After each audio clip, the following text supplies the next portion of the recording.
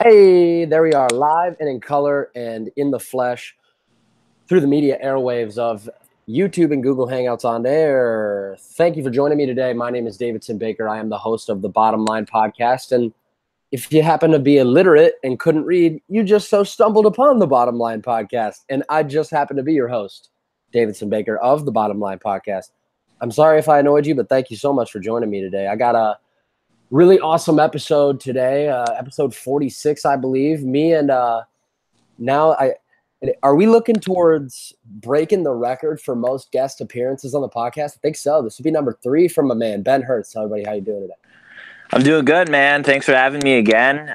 If I did break a record, then yay, because we got some more to come this season. So if I haven't broken it yet, I will break it probably. So well, while I won't fault your ambition and give you props for it, I do have to say I do think Tino has you edged, and Tino's also on every single week. Yeah, he's definitely got me edged then.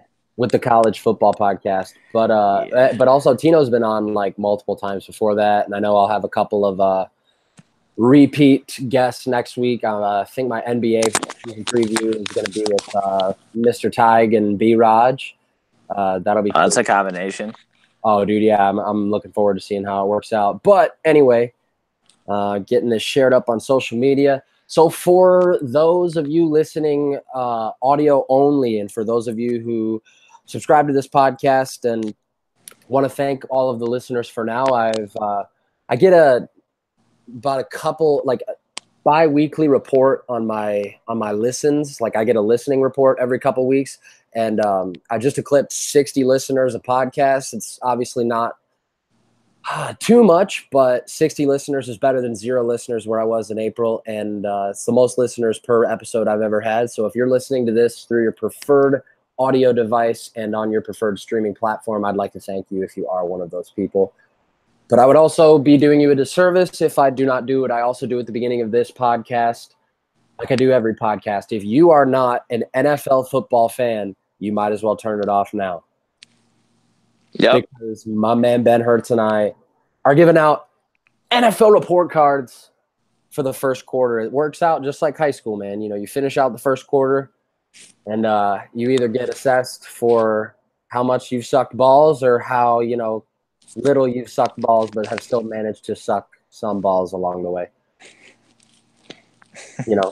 Unless you're the Chiefs or the Rams, man. Unless you're the Chiefs or the Rams. And let's dive right into that, man. Dude, the Kansas City Chiefs and the Los Angeles Rams, only teams that remain unbeaten at 4-0. If it weren't for a Frank Reich brain fart, and we'll get into that momentarily, we could say there are 2 winless teams as well, but the Houston Texans got away with one in Indianapolis on Sunday. Regardless, what are your takeaways from the Chiefs and the Rams going through? These guys look like perennial bona fide AFC, NFC, and beyond title contenders. Well, to be honest with you, I mean, this was kind of my expectations going into the season. I thought the Rams are going to be the best team in the NFC, and nothing as of now tells me anything differently. They look like the full package to go all the way. Let's talk about that receiving core for a second. Like, I'm telling you right now, I don't think they have a weakness in the offense in general. Who? You talking Kansas City or LA? Talking LA. Okay. But, I mean, you could say the same thing with Kansas City because right now these are probably the best offenses that you're going to see in the NFL right now. And a lot of it has to do with, I mean, both teams have a quarterback. They both have weapons they can throw the ball to. They both have a pretty good offensive line that we can see. I'm surprised Kansas City has as good of an offensive line as they've had, but they've been pretty damn good too. So, and they both have a running back that can carry the ball. So it's really no surprise to me that these are the teams that are leading the NFL right now. Maybe Kansas City a little more just because we didn't know what we were going to get out of Patrick Mahomes. I think it surprised a lot more people than it did me. I kind of saw it coming just because I knew the potential that Patrick Mahomes had. But, man, I'm telling you right now, if I had to predict what the Super Bowl was looking like, it would be these 2 teams just off like quarter one of like what I've seen. So that's my assessment on them right now because I mean, both teams are the full package. And I mean, it wouldn't surprise me if we saw this as like a future Super Bowl matchup. Totally, I agree with you, man. And I think both teams have, where they excel as well as, to be honest with you, I'll give a little bit of foreshadowing where I will say or where I would be getting ready to say, if that sentence were to continue on script, where both teams would have flaws. I really only think one of those two teams has any flaws. I really think one of those two teams is hands down the best football team on the face of the earth. And we will get into that with our report cards. But before we do, and before we explain exactly how the report card process is going to work, through the first 4 weeks too, you're coming off a draft which is on paper, as it is decorated in its own aura, the greatest quarterback draft class of all time. And it goes without being said, 5 QBs being taken in the first 32 slots approves that distinction in and of itself. And everybody except Lamar Jackson is now kind of been thrown into the fire. We didn't really expect Lamar Jackson to have that role this year. I've seen them use him in the slot and kind of use him in maybe like wildcat situations whenever I have catched glimpses of Baltimore. However, Baker Mayfield, starter by week 4. Stud. Yeah, and we will get to that. Talking about him being a stud makes me happy. Josh Rosen, thrown in there week 4. Sam Darnold was the guy from day one. I don't care what anybody had to say about Teddy Bridgewater. Darnold was going to be the guy. Agreed. And under, maybe less than ideal circumstances, Josh Allen has kind of been thrown in there, and he might. Here's my question to you. You know what you're going to get with rookie quarterbacks. Very rarely do we see, these rookie campaigns. And ironically enough, some of the best rookie campaigns are performed and alluded to by busts. You have to think back and kind of be like, what the fuck, to remember RG3 won the Rookie of the Year, not Andrew Luck. It's crazy to think about. You know what? I think a lot of the whole rookie quarterback situation right now, especially when you look at like the stats of Josh Allen and Sam Darnold, is that they don't have a supporting cast. I mean, they're playing on some of the worst teams. And so, when you look back when Derek Carr entered the league in 2014, they were a 3-13 team because he simply had nobody. He had no supporting cast. And I think that's what's going to happen a lot of times with rookie quarterbacks is if you got taken really, really early on in the draft, odds are you're going to a really bad team. And I think it's one of those things where right now I think Josh Allen and Sam Darnold are kind of struggling because they don't really have that offensive line. Like I honestly think the Bills are the worst team in the NFL. I still think that, even though they somehow got a miracle win over Minnesota. We'll get into all that. But I think right now, I mean, Baker Mayfield easily is the guy to talk about. Immediately when he came in, I mean, he looks like the franchise guy for Cleveland. After all of these years of Cleveland Browns not having any hope, I can tell you right now, it's looking like there's finally like some hope to be had in Cleveland at the quarterback position. And that's something that you probably couldn't say for, I mean, have they ever really had a quarterback? So, I mean, yeah. Trying to pinpoint the exact year, I do have the help of HDMI to Mac capabilities to where I can look up stats on the fly. I do believe, if I'm not mistaken, it was the 2006 Cleveland Browns campaign where Derek Anderson took them to 10-6. 2007. It was 2007? Yeah. But, in so Cleveland Browns-esque fashion, do you think 10-6 was good enough to get them in the playoffs? No. It wasn't going to happen for him.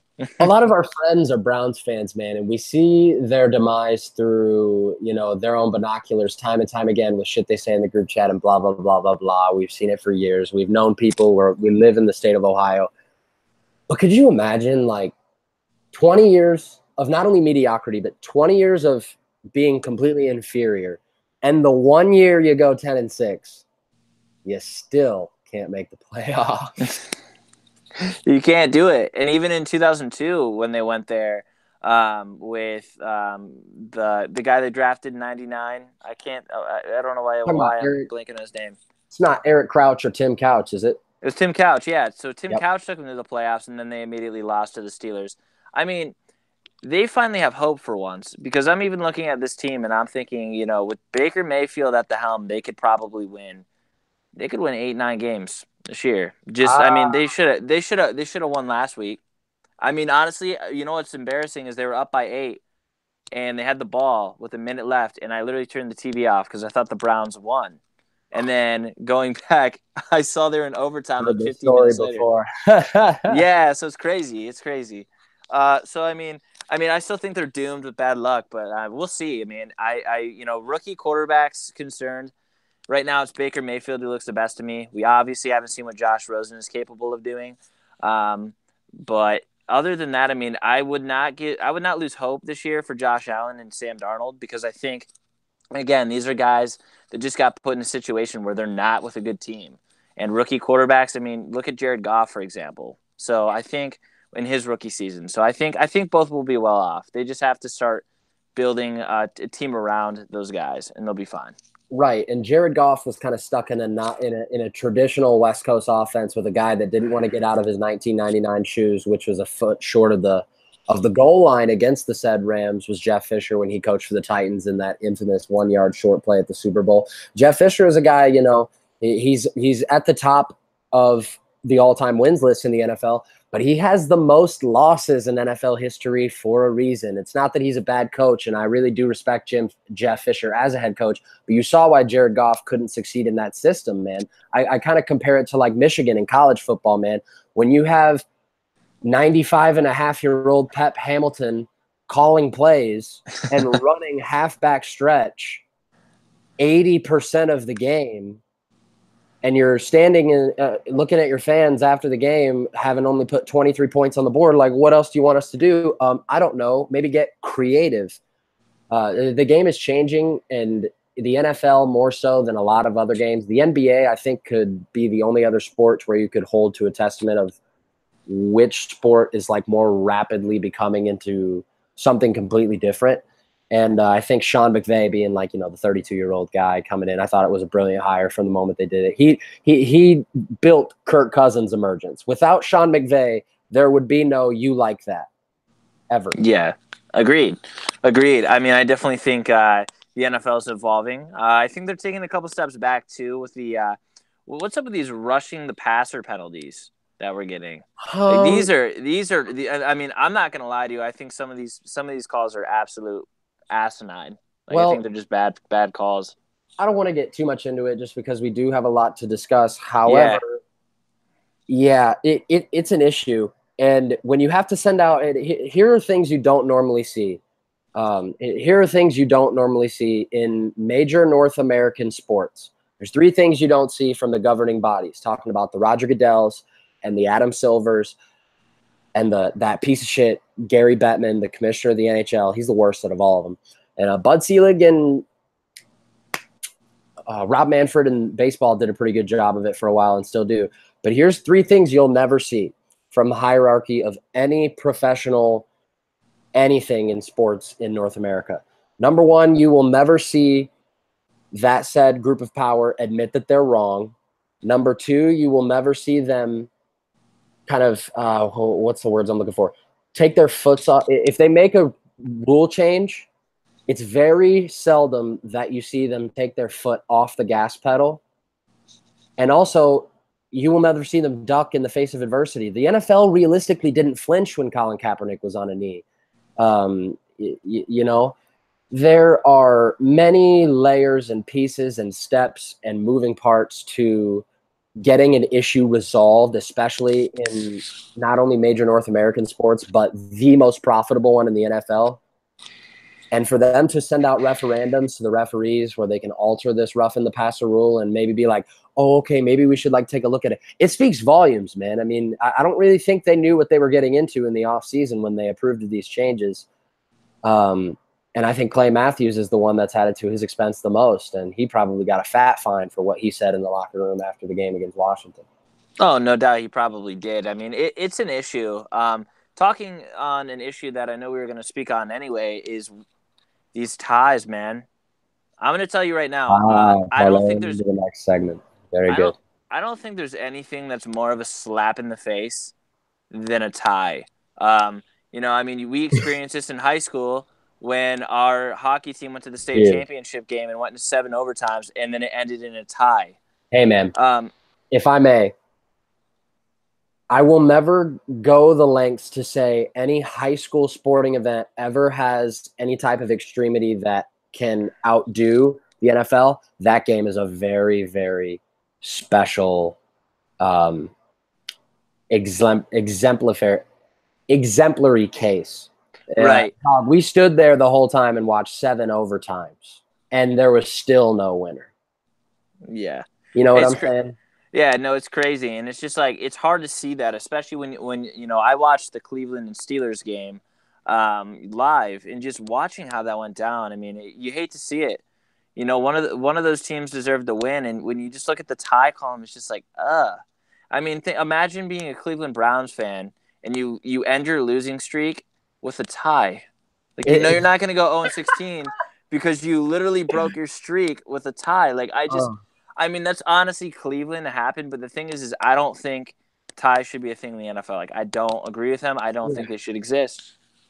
Yeah. And just like, you know, just like most of the world throughout World War II didn't think genocide shouldn't exist with Hitler and everything. Doesn't really matter because, you know, in situations like this,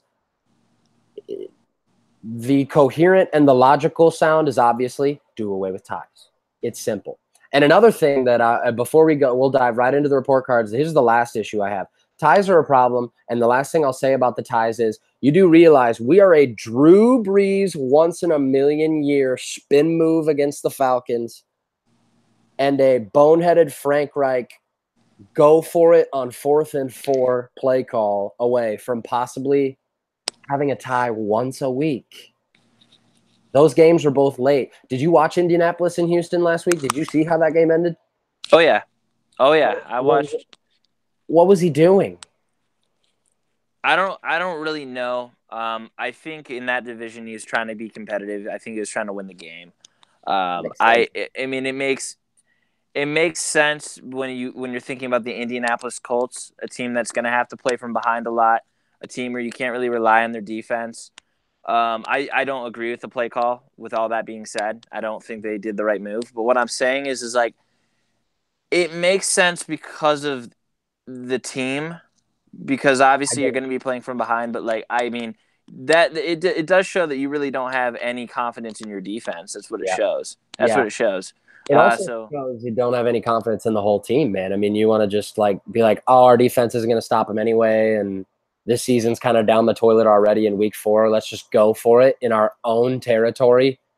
Yeah, that's a boneheaded decision. Any way you think about it, I think I don't know if they were just thinking Andrew Luck had the hot hand that game and they thought he was just going to be able to pull one out of his ass. But you gotta make decisions for your football team to win. I mean, and just think that I mean, they really did think that Houston was just going to drive the ball right down the field and score on them. Like, I really feel like that was the thought process.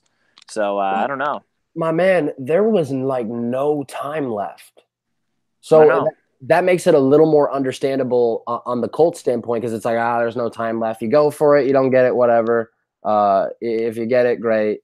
But, like, I have a feeling somebody on the sideline was probably like, hey, coach, we're at our own 41. Why? Like, yeah, that's what I would have said. But moving along. So here we go. We're going to with how fun I presume this is going to be, I think we could probably taste to do this probably, you know, a couple other quarters this year, definitely at the end of the year. However, we're a quarter through the NFL season, and now that we've gotten the early season headlines out of the way, without really giving any really due credit to Mr. Patrick Mahomes, who we will talk about shortly, but I think he is certainly one of the biggest storylines for the first few weeks. Here's how this is going to work. So we'll start with the AFC East, then go into the North and the South and the West, and we'll go the same order in the NFC. We will grade briefly and talk about the good and the bad and why we gave grades to each team as moving forward as possible. And to cap it all off, once we're done with each division, we will give each division a grade. If you never went to school in your life and you're listening to this, A is good, F is bad. So, all right. Let's do it. Let's start with the AFC East. We're gonna go in order of their standing. So we're gonna start. How about this, man? Through 4 weeks, the fucking Finns are in first place at 3-1, even though they are coming off, kind of coming back down to earth against New England last Sunday. Hey, Miami fans, enjoy it while it lasts because you're going to lose that in a couple of weeks. Great start, and I think that Ryan Tannehill deserves a lot of credit for coming back from his injury and immediately playing well. He's kind of proving the people that he is a franchise quarterback, and I have a lot of respect for him because I don't really know who he's throwing the ball to still, and he's finding a way to win games for them, and I really think that's a good thing. I'm going to give them a B minus still. And the reason that I give them a B minus is because, listen, they don't have a run game right now whatsoever. Kenyon Drake, he's only getting a couple carries a game. What is wrong with what's up with that? And it's not like Frank Gore's getting a lot of carries either. I don't really know what they're doing offensively. I feel like this is just one of those teams that started off hot. They're going to end in the same position, but right now I do like what they are doing. It'll be really interesting to see if they're going to be able to keep it up. I don't see that happening, but you never know. I'm impressed with them so far. I give them a B minus. I think, but they got killed by the Patriots last week. So, just anything that you could predict, once when you think the Dolphins have it, they don't again because they're losing to, the normal foe that they always lose to, and that's the Patriots. So, enjoy it while you can, Dolphins fans, because I don't think it's going to last. Yeah, man. And maybe we should have gone over this before the podcast started, but maybe a good idea. I got the stats, you got the player insight. We'll go player insight with you with your grade, and I'll throw some stats out there to accompany it. I feel like it's like peanut butter and jelly. It's perfect. That's it. The Miami Dolphins have the most interceptions in the NFL through 4 weeks. They have 9 picks. They were one of the highest rated fantasy, and this is not a fantasy football podcast. However, they were one of the highest rated fantasy football teams as a defensive unit going into last week until they ran into the buzzsaw that is not Tom Brady, that is not Bill Belichick, that is not the New England Patriots. The buzzsaw that is just playing in Foxborough, Massachusetts, period. I believe, and I am in the midst of looking this up, even though I don't know if I'll get an answer in time. I believe that Tannehill has never won a start against the Patriots. However, I do have to give Tannehill credit, though, because here's a stat that I heard last week that surprised me and would surprise a lot of people. Did you know going into last week, Tannehill was 10-1 in his last 11 starts? I actually didn't know that. I know that he got off to a really by the end of the season in 2016, he was hot. They were winning games because of Ryan Tannehill. And it just sucks that, he had to go out. But, yeah, no, he was playing really well. We forget that the Dolphins were actually in the playoffs 2 years ago because of Ryan Tannehill. So, yeah. So, it's crazy to me. But I really like him. I still think that team has some question marks, especially in the run game. And I don't know how consistent they're going to be every single week offensively. But we'll see. Because, they've only put up 82 points right now. It's not – that's nothing fantastic. But their defense has played really well. So, besides, obviously, last week. Yeah, and the hinging on making grades, obviously, is the good and the bad. And the good is the defense, the most interceptions in the NFL. They have the 3rd most takeaways. However, the bad is definitely the offense. Even with all of the flattering numbers and stuff we are saying about Ryan Tannehill, they are 28th in the league in passing offense, 26th in the league in points per game. I'm going to go with a B minus as well. You and I are in agreement on this. I think that, if Dolphins fans were getting ready to get excited to put the Patriots in a 3-game hole in the AFC East last Sunday, you got to remember that game is taking place in rural New England in Foxborough, Massachusetts, where the Dolphins recently have not only not done well, but have done terribly. So, the old saying goes without saying, if you want to be the man, you got to beat the man. And I could even see with how bad all 3 of these teams in the AFC East have played against New England, at New England, even post Tom Brady. You aren't shit until you beat them. So no. So moving on to the Moving on to the Patriots, I'm going to put them at a B minus too. I think that they've been able to be a lot better than they're able to get over some offensive woes that we thought they might be, that they might have. They did crap the bed against the Lions of all teams, which is my team, but they're not playing really well. But if you look at it, the teams that they lost to the Jags, really respectable team, probably going to the playoffs. They kind of got manhandled with the Jags too. Yeah, no, they did. And then, you lost to Matt Patricia, who was your defensive coordinator last year. So it's like it could be a lot worse for the Patriots. But isn't that an understandable angle to take, though? Belichick has historically had so-so careers against his former assistants. Rex Ryan was kind of his kryptonite for a couple of years, but Rex Ryan also inherited an otherworldly defense and got lucky with Mark Sanchez kind of floating by for a while. But that being said, yeah, the Matt Patricia point is an interesting aspect of it because I don't think in all of my years of watching football, I remember, honestly, the first Super Bowl I remember was it was either 35 or 36 when the Patriots began their dynasty and beat the Rams. That's the first Super Bowl I remember. And when it's the first Super Bowl you remember from an aesthetic point of view in your own nostalgia, they have been a powerhouse my entire life. They really were only not good the year Tom Brady tore his ACL, and they still went 10-6. So I have to give them a B- because of the benefit of the doubt here. They're going to get Julian Edelman back from suspension. Having him back should open up more plays for Gronk. Josh Gordon should get involved. Chris Hogan should see an increase in productivity. And Sony Michel might be the back of the future. What do you think? I mean, Rex Burkhead on IR. Sony Michel played well last week. I think it's the only way to go up from here for him. Yep. And, I thought he was going to go off the minute he was given the opportunity.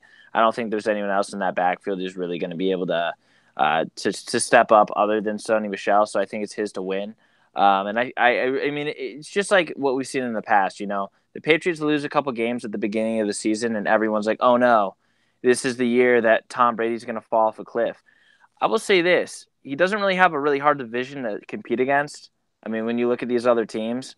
But, I mean, that cliff is not going to come. I still think they're going to end up being 11-5, 10-6 at worst probably.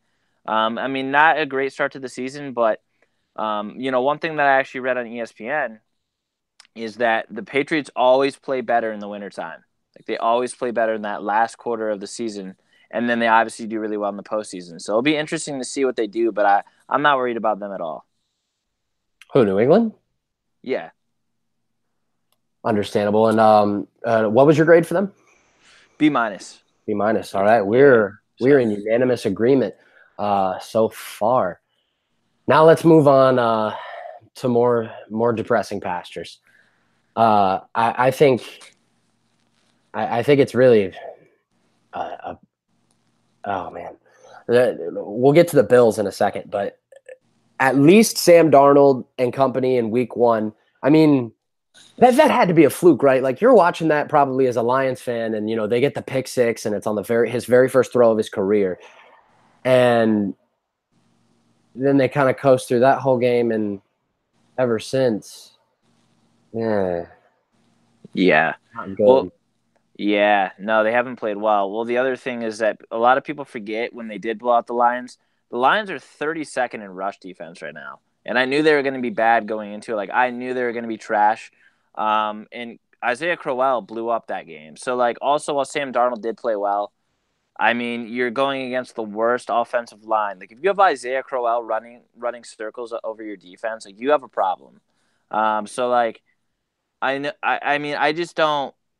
I don't think the Jets are doing good at all. I mean, but I didn't really expect them to be that great. I think Sam Darnold is gonna obviously struggle at first, but you just got to get a better offensive line for him. He doesn't really have anyone protecting him. I just feel as if right now the team is pretty stagnant, pretty stale. And I don't see that really changing this year.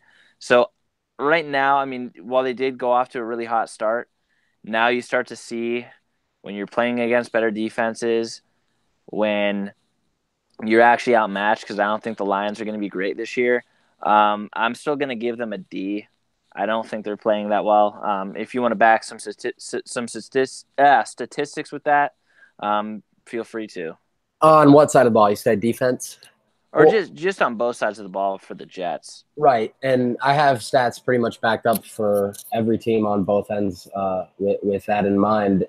The defense is okay. When you look at it, there's the good, the bad, and the ugly. The good would be that Darnold has shown moxie when you look at it from the offensive side, because there's really nothing along the lines of the good when you talk about this New York Jets offense. The defense is where you have to go if you're searching for good news on that front. They are tied for 4th in the NFL as far as least touchdowns allowed. They're tied for third with the most takeaways, and 6 out of 32 teams in yards after the catch. Where you have the good, though, you have the bad. And the bad is obviously the unavoidable rookie quarterback phase. It's very rare a rookie quarterback comes in and takes the league by storm. And, even with the praises that we do say for Baker Mayfield, he did turn the ball over 4 times against Oakland, and I think that speaks to a T. That when you get guys in such high-pressure situations that they've never been in before as rookies, understandably so, it's not always going to be smooth sailing no matter who you have around them. And with that being said, they're 27th in the league in passing. They're tied for 25th in rushing. And they outscored themselves in their game against the Lions, scoring 48 than they have in their past 3 weeks combined, only amassing 41 points. Yeah. So my grade for them is going to be a D+. I kind of swayed towards maybe giving them a C- to give them the benefit of the rookie quarterback doubt, but you can't put all the blame on him. The rushing attack's not there. The offensive line isn't protecting him. So I'm going to have to go with a D- or a D+. Yeah. Yeah, and you do bring up a good point about the defense. I think, I still think they're going to be around that 6-10 margin. But, again, when you're dealing with a rookie quarterback, it's really hard to be successful, as you mentioned. So it'll be interesting to see what they do. Going on to the Bills, this is another team with a rookie quarterback. I would say an even worse offensive line. They haven't done anything in the run game at all. They just look like a dismal team. Besides that win against Minnesota, that was random as hell, where they played really well. Obviously, there's flashes of potential for this team, I think. But other than that, they're kind of getting destroyed. Well, what do you think about that? Well, you see the score line in week 1 when they got beat 47-3, and you're like, okay, we know who the worst team in the league is already. And they've kind of showed that not only to the fans and not only to their peers around the league, but a man named Vontae Davis, former All-Pro cornerback from the University of Illinois, said, fuck this shit, and bounced mid-game, dog. That might be the most disrespectful thing I have ever seen, in the NFL. I don't know if anything beats that. That's literally saying I have no confidence in this team. That was week 2, right? Yeah. In the middle of week 2, after they got blown out. It was at halftime against the Chargers. Yeah. I don't even have the hyperboles to put into words as to how savage that is. And Vontae Davis, not a bench warmer by any stretch of the imagination. That man made multiple Pro Bowl teams and was an All-American at the University of Illinois, first round, if not second round draft pick, I believe. And this man just said, dog, I will put down millions of dollars to not be associated with this garbage ass team anymore, and left. And the worst thing about it is he didn't even need to play the other 14 games to know that this is what he was going to be dealing with all year. Think about it this way. For another team. That? Wait, what's that? He's probably coming back next year for another team. I'm just fucking around. Dude, I could see it happening. You're just you know what? Obviously, I picked the wrong team to go for. Probably went for the money, obviously. But yeah, no, this team looks abysmal. I still think they're going to be the worst team in the league when it's all said and done. I still think 3 games is their ceiling. I know that's pretty terrible to say, but LaShawn McCoy has looked awful. I don't blame him. He's got no offensive line. I saw this coming, but just that team looks stale, man. Let me tell you something about the Bills, man.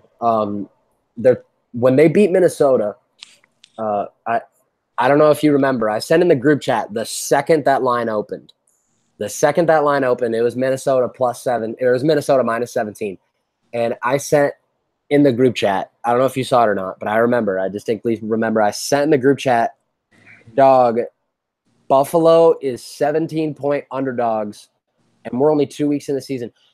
People got to understand this about the betting line. In college football, you'll see all the time, few 5 touchdown favorites for, like, when Alabama plays Handkerchief Community College or ITT Technical Institute. Or like last week when they played Louisiana Lafayette, they were 49 fucking point favorites. That doesn't happen in the NFL, because in the NFL, we still have the same narrative as we did when football was created, that it really is an any team can win on any given Sunday type of situation, because these are the best of the best, all shaved down to a 50-some-odd man roster. But for the Bills to not only prevent the Vikings to cover -17, but they covered that shit themselves and won 27-6 in Minnesota. It was the biggest upset by way of Las Vegas Westgate betting odds since 1995. They were the biggest underdog. They were the biggest underdogs to win an NFL game at +17. Were you born in 96? 97. Okay, yeah. Since before both you and I were born. Wow. Other things that jump off the page for me for Buffalo, outside of the Minnesota game, though, it has been really nothing but. I mean, they look like the worst team in the NFL when you watch them play in any game other than the Minnesota game. They've been outscored 100-23 in the other 3 games. 100-23. Wow. They're next to last in points per game. They're dead last in passing. The fact that they won in Minnesota curved me away from giving them an F. I'm giving them a D-. Yep.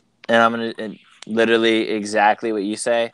D-. I mean, I think they're going to be the worst team, but I mean, you got to win over Minnesota. So congratulations. You're not going to get an F yet, but we'll see. We'll see how the rest of the season plays out.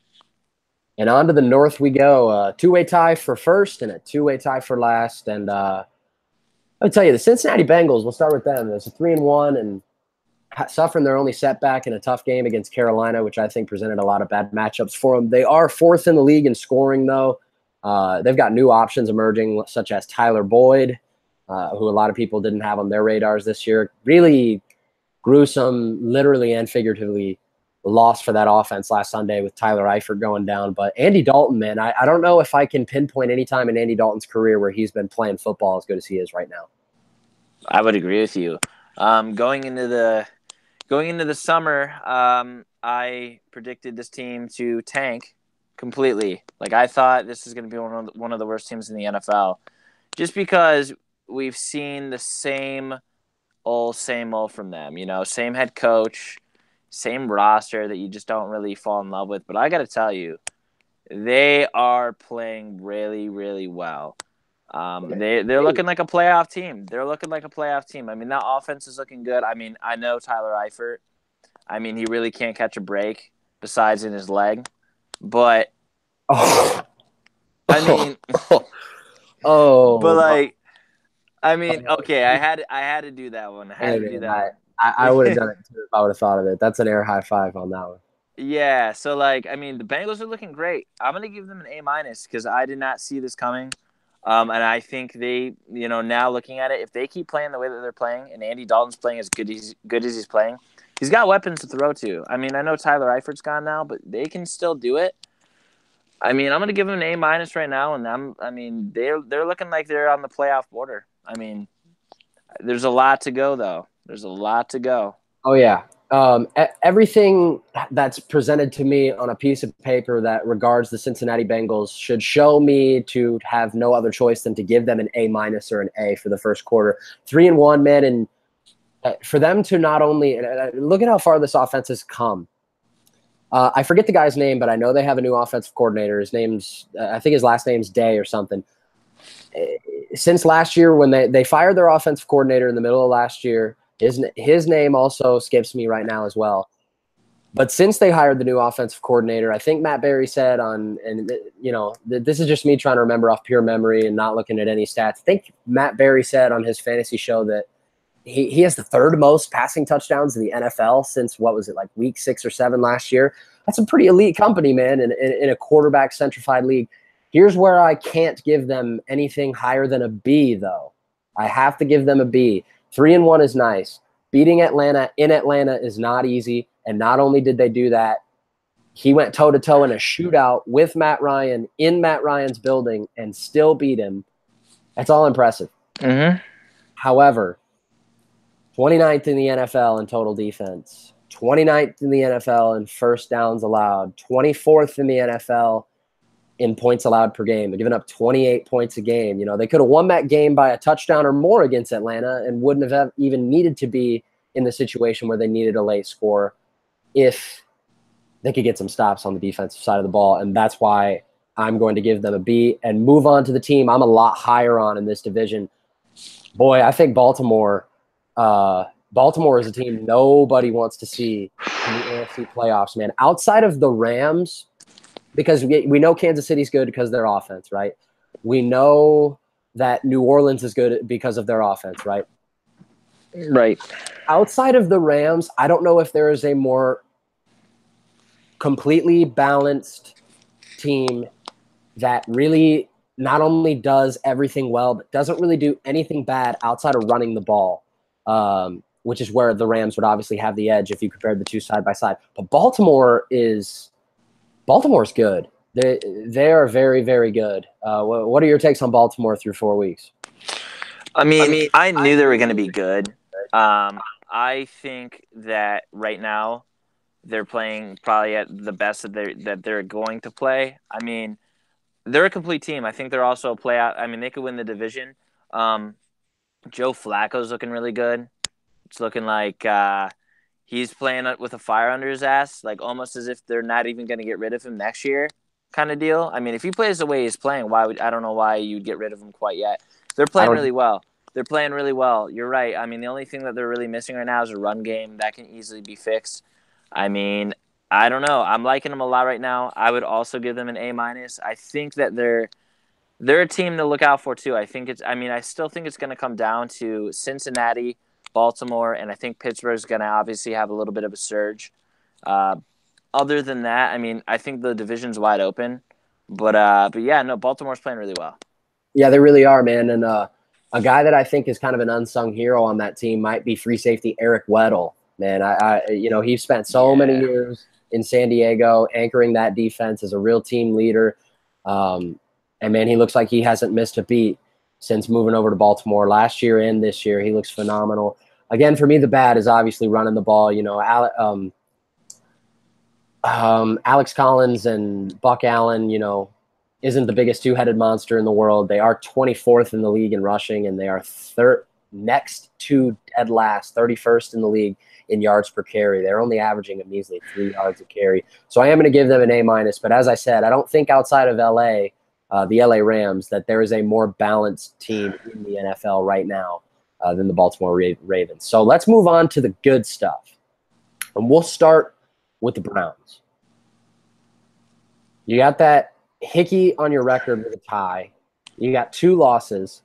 You're kind of maybe sort of a field goal kicker and a couple other bounces away from being 4-0. And I think a couple other teams could say that as well. Definitely at least 3-1. And here's the good for me. At least you are out of, because, you know, the past 2 years, 1-15, 0-16. At least we have already tied the win total for 2 calendar years this young in the season. Yeah. You know, and obviously having a guy like Baker Mayfield as your potential future flagship holder has got to be somewhat pleasing for Cleveland fans. Absolutely. And I think just looking at this offense, they're able to move the ball. Carlos Hyde's playing a lot better than I thought he was going to. The offensive line is protecting Baker Mayfield a lot better than I thought they were going to as well. I just think this team has been in, you know, obviously they're in a situation where I still think their defense has some missing pieces. But they're a couple playmakers away from being an elite team. I mean, I think they're still in like the hardest division. But I think right now I'm going to give the Browns a C because I think they could have won some games that they didn't. Obviously, the New Orleans game, the Pittsburgh game, like these are close games. I mean, Oakland, I don't even want to get started with that game because that was just a travesty to watch. I still feel like there's like this Cleveland curse that for some reason they just can't. It's like they're playing well and then they just can't. They can't get that win. They just can't win the games that they should have, because that Oakland game, that should have been them. And I don't know I don't know how you feel about that, but that's how I feel. Here's my thing with Cleveland.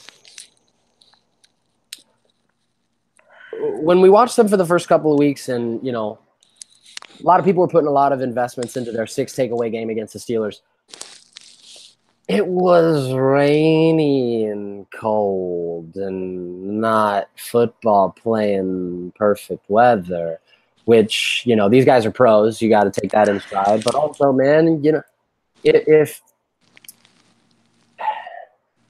if I were to be falling off of a cliff and it's raining, would I have a higher chance of succeeding, staying and saving my life if it's dry or if it's wet? Obviously, if it's dry. And I'm not trying to fucking draw the analogy of falling off a cliff with football here, but there are certain environmental elements sometimes that make games a lot more difficult to read than just by reading a box score. And with all of that being said, ever since that game where they took the ball 6 times away from the Steelers, again, in really shitty weather, man, I haven't seen that defense since. I mean, maybe in glimpses against the Jets, but that's also Darnold making bad decisions, and they let Oakland hang 48 on them. And now, a defense that was first in the league in takeaways through 2 weeks, they've dropped all the way down to 25th in yards allowed. My thing is with the Browns, they have a lack of identity. What are they good at? What can they – is it running the ball with Carlos Hyde? Maybe. But what I don't see with the Browns is when I think Browns football, I don't think, oh, they're good at that. I think, what's their identity? Yeah. And it's really hard to figure that out right now. I think they've got some pieces of the puzzle. I think there's a lot more to be done, especially on that defensive side. I think they've still got some O-line problems, obviously, besides Myles Garrett, who's played really good. I think that, they're a couple pieces away from being a really good team. I still think they hover around that 500 mark. I mean, what you can say now, at least for Browns fans, is that watching a Browns game is fun. Oh, my God. It's been enjoyable. I've watched all 4 Browns games, and I can't say I've been disappointed one afternoon, except for maybe the Steelers game when there was bad weather. Other than that, they were all pretty fun to watch. Thing about my position, though, man, I got to be at Buffalo Wild Wings around 300 screaming Browns fans during all of it. Oh, yeah. I see it all. I was closing the night they beat the Jets. You would think that you would think something insane had just transpired with how crazy the place was going. Moving on to Pittsburgh. But first, I give the Browns a C. What do you think? Solid C. Yeah, and as I mentioned, a C probably for me too. I right now I'm interested on what they can do going forward, because they could be a 3-1 team right now if it wasn't for a couple of mistakes. So So I definitely I'm looking forward to them, because I think they can improve that grade. So we'll see what they do though.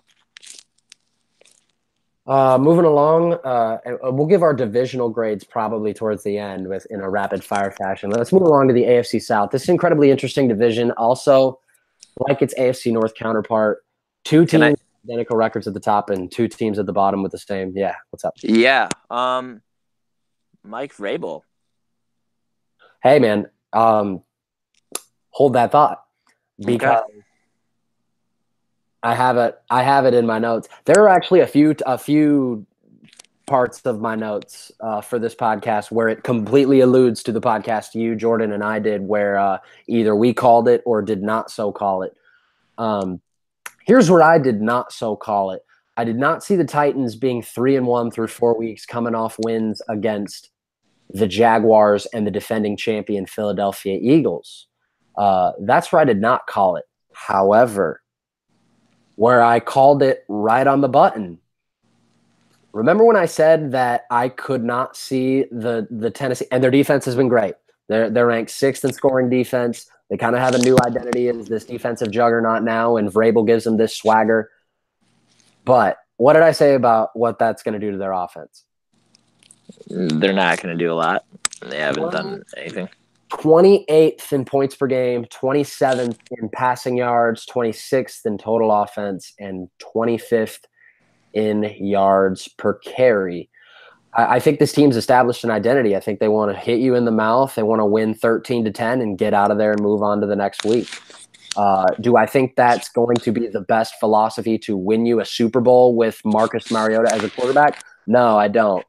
And where I think this team is eventually going to fade and why they are the lowest graded team out of all 3-1 teams on my report card is that they are scoring 18.8 points a game and allowing 18.3. They're only outscoring teams by half a point. You know, they're 3-1, but they could very easily be 0-4. That's very true. That's very true. But I will say that I feel like their offense can pick up a little bit. Corey Davis is a guy who's really stepped up. I think right now there's no formula to their offense or to their run game. I think right now Derrick Henry and Deion Lewis are just not. I mean, someone has to be the primary ball carrier in that team, and right now they're trying to share carries, and it's just not working. I think right now, while they're hardly outscoring teams, I still give them a B-, because I agree they could lose games too. They still hover around that 9-7 margin for me. Like, I think they're going to be a good team that's going to hit you in the mouth, but they're going to lose some games too for sure. But I'm interested because I think the offense can get better. I really do.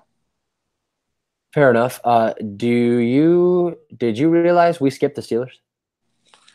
Yeah, I did actually. I realized that mid us talking about this. I'm giving the Titans a B- though, and that's the lowest grade for any team that's 3-1 in the NFL. For me, I actually think that I gave the Dolphins a B- too. But what are you giving the Titans? Yeah, I'm gonna give them a B-. I think like you said, I mean, they're only winning games by 0.4 points. I mean, that's nothing to really be satisfied with, but at the same time, a win's a win. So B- for sure. Yeah, man. And on paper, it doesn't matter if they're outscoring teams by half a point a game. That schedule says win over Jaguars, win over Eagles. I'm sure everybody in Tennessee will take it. So a little bit out of order, but yeah, we got to hit the Steelers. Where do you start here?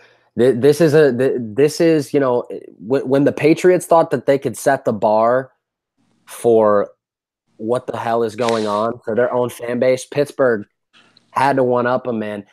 Here's my thing with Pittsburgh. The good, when you talk about the good, the bad, and the ugly, the good is the passing game, obviously. They're third in the league in passing. They've got guys emerging when Antonio Brown is being double covered and blanketed in coverage with Juju Smith-Schuster. And they have a two-headed, which sucks for fantasy owners, but great for their team, a two-headed tight end monster that literally shares the load in half in Vance McDonald and Jesse James. Roethlisberger's spreading it out, but they've won one game in their first four.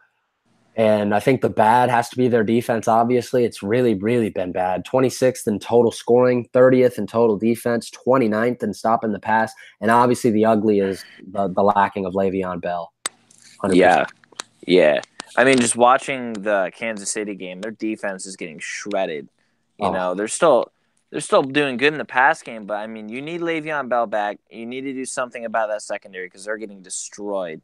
Do I still see them finishing, with a playoff record? Yeah, but that has to start happening right now. Like, they need to get Le'Veon back. They need to start getting back to, that Pittsburgh Steelers team that we're used to seeing. Usually they play smash mouth defense. Like, they've done that the past couple of years, but I'm not really seeing that as much this year. They're getting destroyed. Who's their defensive coordinator? Because, and we'll move on to the Jaguars, but I just want to say, the steel curtain, you remember the SpongeBob episode where they held like the bubble curtain and like waved it like that? And that's their defense. It's not the steel curtain. It's the SpongeBob Suds bubble curtain. And man, I mean,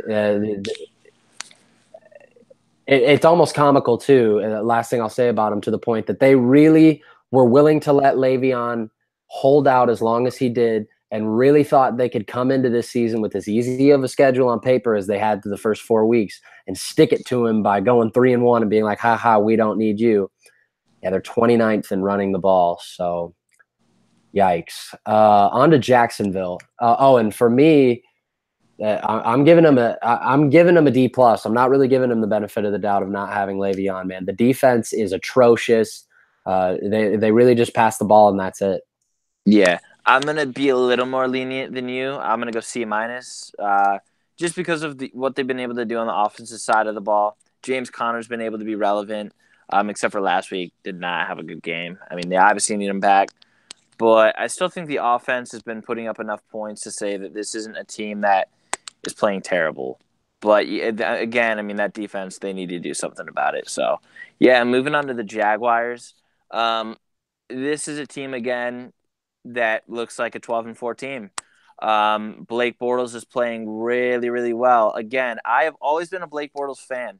Yep, I've never understood why people always shit on him. Is he elite? No, but like he's shown that he is a starting quarterback in the league. Like he's shown that. This is year 5.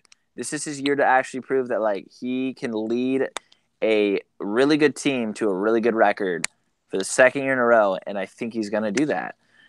He's playing really well with a banged up Leonard Fournette. Their defense is playing just as good as you'd think they are. I know they're like top 5 in points allowed. You probably have the actual number for me. Oh man, yeah, they've got some pretty impressive numbers. Finish up with your thought though. Yeah, no, I mean that defense is just unreal. Like I have them in my fantasy team. I mean that's all I really need, defense wise. And it's just they are a really competitive team. And if they can knock off Kansas City this week. I mean, we're talking about a Super Bowl contender. I mean, I already think they're a Super Bowl contender in the AFC, but we'll still have to see. I'm going to give them an A minus and the only reason I'm going to give them an A minus is because that run game needs to be a little better. I'd like to see Leonard Fournette back. I mean, TJ Yeldon's been playing well, but I don't know if that's going to keep happening. I still want to see an offensive playmaker because right now the offensive MVP on that team is Blake Bortles. Yeah. And like you didn't really expect that. I want to see someone else step up before I'm going to give them any more than an A minus. But the defense is looking good, and I like this team a lot. Man, one of us copied off the other's paper. I swear, man. But here's my thing with the Jaguars. The good is that when you talk about the good, you obviously have to start, and it starts, begins, ends, finishes. They eat, breathe, sleep defense, man. They are first in the NFL in points allowed. They are only allowing 14 points a game. They are first in the NFL in total yards allowed. They are first in the NFL in first downs allowed. They are first place in a lot of defensive categories. They've also allowed the least passing yards and least passing touchdowns and the second least passing yards per attempt. Not a lot of guys want to throw on Jalen Ramsey. They really want to dump it off to the safety valve or in the flat and kind of avoid throwing it into what has been a swarming secondary. Another thing I like about them is they've made do without Leonard Fournette. They're averaging 113 yards a game without him, and I think if you were to tell a Jaguars fan you're going to average 113 yards rushing a game without Leonard Fournette, they'd take it all day. And that's something that they've been able to do. Here's my problem with Jacksonville, though, and why I would have issues taking them against a Kansas City. They do not materialize enough big plays. You know all the defensive stats that I just told you? What if I told you they're 26th in the NFL in takeaways? That would surprise you, and that surprised me. Only reason it doesn't surprise me is I have them on my fantasy team, and they haven't been doing much of that. Yeah, no, they rank towards the bottom of the league in takeaways.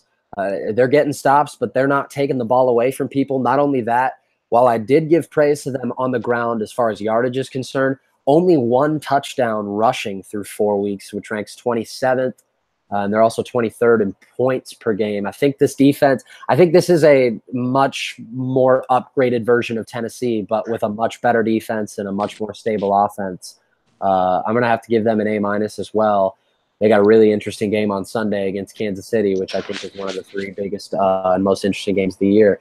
You can really put the bottom 2 teams in the AFC South kind of in a conjoined kind of stanza here. I think a couple things separate them, though, starting with the Texans. They do have good offensive balance. They're in the top 10 in the league in both passing and rushing. But once again, I don't know if you've noticed, man, but offense is in abundance this year in the NFL, and they have played a part.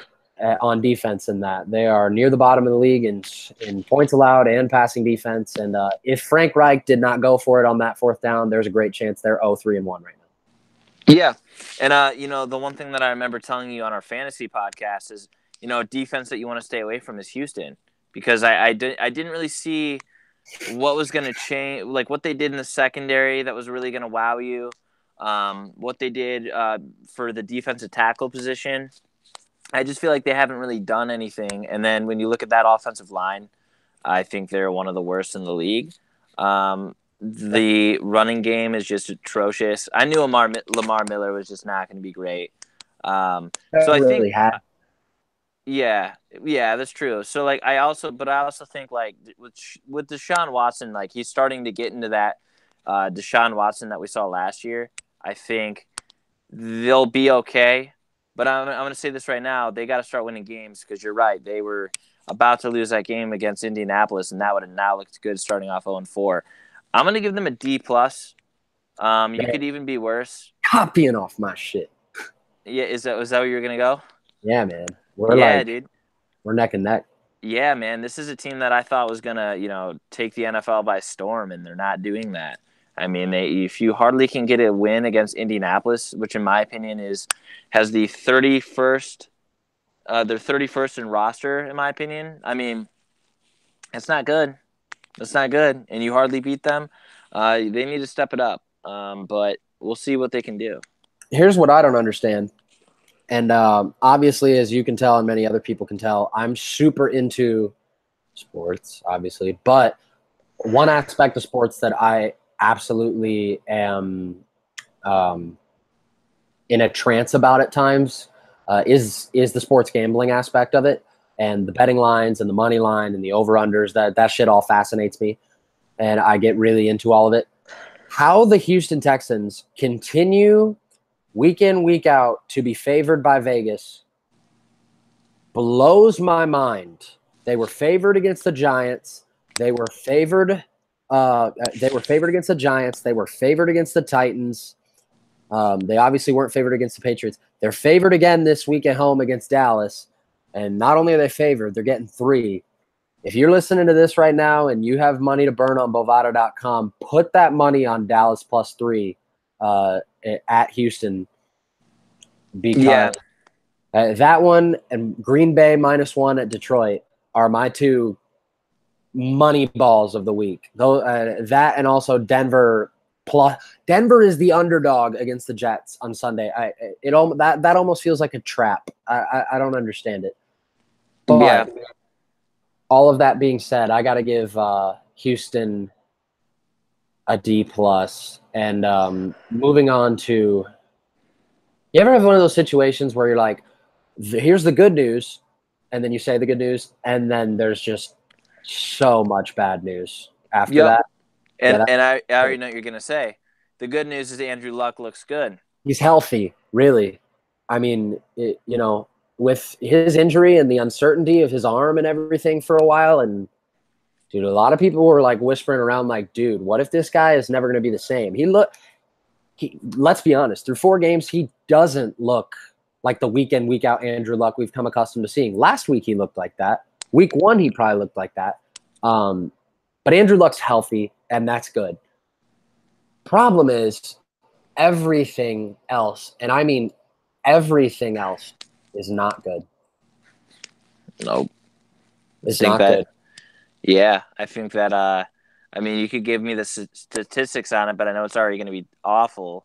The running game is just as bad as I probably presumed it to be. Like Naheem Hines, isn't that the guy now in that run game? Like I mean, that's just you. And the thing is, though, too, they don't really ever run the ball. They just use running backs to throw them out of the flat, out of the backfield, because it's easy safety valves for Andrew Luck, especially with an offensive line, which has improved. I remember last year, 2 years ago, they didn't know how to block. They didn't know what blocking was. They've kind of improved now.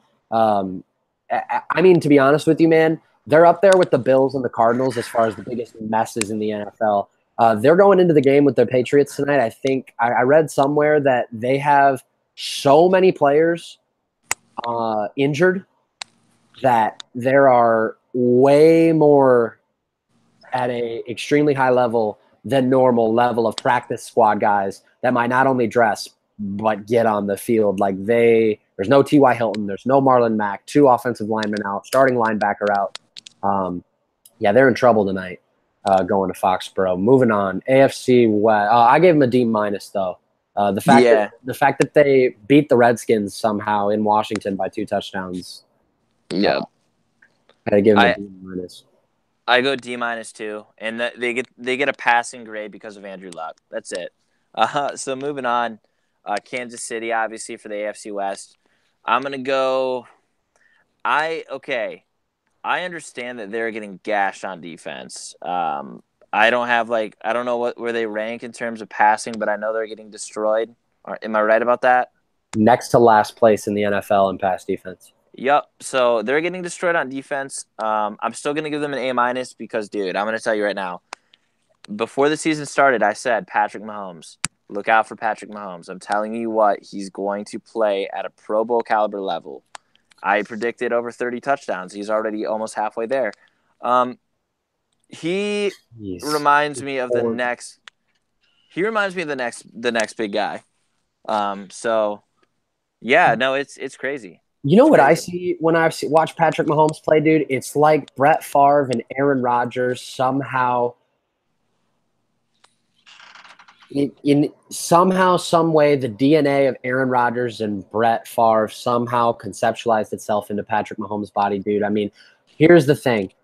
When I say their defensive numbers are woeful, they're dead last in the NFL in total defense. No one in the NFL has allowed more yards than the Kansas City Chiefs.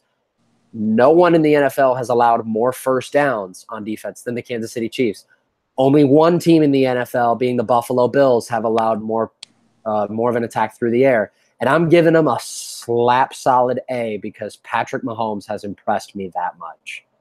I mean, like this guy makes throws on the run. He makes throws across his body. He makes throws off his back foot. He puts it in double coverage, and they always find the receiver. What I said in the podcast that we did with Jordan was, dude, you give me Andy Reid, you give me a big arm, most likely good things are going to happen. I got to give him an A, man. It's going to be, and tell you what, if they get out of the next 2 weeks 6-0 with wins against Jacksonville and at New England on their resume, look out, bro. Yeah, that's for real. I think the defense can figure it out. Maybe to some extent. I think they can even out to middle pack, maybe around 21-20 in total defense. Not great, but I think there's a possibility that offense. I mean, the offensive line is protecting them. Their receivers are fantastic. I mean, I have nothing else to say other than great things about the Chiefs. I think they're a Super Bowl contender. We'll see, though. Yeah, definitely. Yep. And in my opinion, the best team in the AFC so far. Rest of the division is interesting. The Denver Broncos. The good with the Denver Broncos, man, it's not that there's not a whole lot of good. It's just there's not a whole lot more than average. Their running game is good, and how they've managed to be third in rushing in the NFL with Devontae Booker and Phillip Lindsay, miracle. Shout out Phillip Lindsay, fantasy team. I mean, dude, how the hell do they have the third most rushing yards in the NFL with those two guys? Here's the problem, though. People are thinking that the Case Keenum project is working, and it's not. He's 30th in the NFL in passing touchdowns. They're 26th in the league in points per game. Their defense isn't really all that stout either because they rank near the bottom of the league in takeaways, too. This is another team not so much like Cleveland. When I said to them earlier, they're looking for an identity. And while their identity in Cleveland might be the run game, you're not going to win playoff games in the NFL if your identity is to pound the ball anymore. You're not. You got to have an aerial pass attack or a stout defense. And their defense isn't bad, but it's not at the level of the higher caliber defenses in the NFL, in my opinion. I'm giving the Broncos a B. Yeah, I mean, you're giving them a better grade than I'm going to. I'm going to go B-, C+, because you're right. I mean, worse. That's why. Yeah, and I still think they're going to be a middle pack team just because of the talent I think they have. I mean, that running back duo right now is working for him with Royce Freeman and Philip Lindsay. So, I mean, they're doing something right, but we'll see how that lasts. Going with the Chargers, I think probably give them a B-2. I think that, you know what, I'll give them a B because I still think they're going to be second in the AFC West. I think they're going to pull that off. Melvin Gordon's playing unbelievable. And I have him on my fantasy team, so I'm all smiles about that. Anything else to touch on that? I think that I'm going to give them a C+, just because I picked them to win the division at the beginning of the year. Obviously, nobody saw Patrick Mahomes playing on beginner, on Madden type level numbers. However, we've already talked time and time again so far in this podcast about defenses that are woeful. This one is amongst the elite of the company. They're 30th in passing defense, 29th in scoring defense, but they have great offensive balance. Phillip Rivers is no longer the focal point of the offense, and I think that gives a little bit more of an unpredictability factor when calling plays. Melvin Gordon has been sensational. They're third in passing touchdowns and third also in yards per carry. I think that speaks perfectly as to how balanced they are as a team. However, their defense is so atrocious, and they almost let CJ Beathard beat them at home last week. Oh, man. C+, man. I mean, I got to see more from them before I consider them any type of threat in the playoffs. And getting to Oakland is where it gets interesting. Oh, I called it, man. I am not hot on them at all right now. I mean, they're lucky to have won that Cleveland game, in my opinion. Their defense is looking like hot cross buns, dude. They're looking bad. Yeah. I don't know the statistics like you do, but like just watching highlights, like they're looking like they're getting burned week in and week out in the passing game. Like they're looking like, I mean, it's pretty obvious they lost Khalil Mack. You can see it. Right. Like, I mean, it's pretty glaring. Marshawn Lynch is playing really well. Surprised about that. I think the offense is, playing pretty well. They weren't good in weeks 2 and 3, but again, I still think they can pick it up.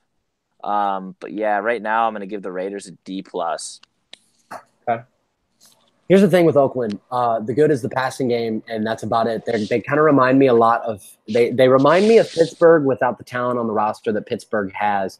They also don't have the luxury of being Pittsburgh to where your best player, if not best running back in the NFL, can just say, "Oh, hey, I'm ready to come play now," and just rejoin the team at any given moment. That is not a factor that comes to play when you talk about the Oakland Raiders. Now, my man, Jordan Freeman, if you are watching this at any point, or if I make a clip about this, I want you to understand that I still think that there is hope for the Oakland Raiders to do something with this season, only if their defense plays better. And here's why. They do not play another team over 500 right now. What's this upcoming week's week 5?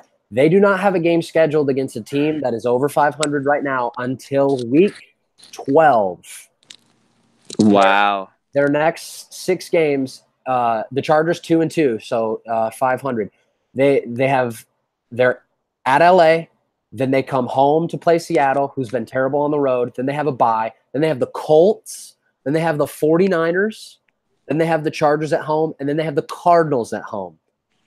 Talk about a 6-game stretch from the gods if you're the Raiders, because if you're trying to turn your season around, those are the 6 games you need to do it in, because none of those games include Kansas City.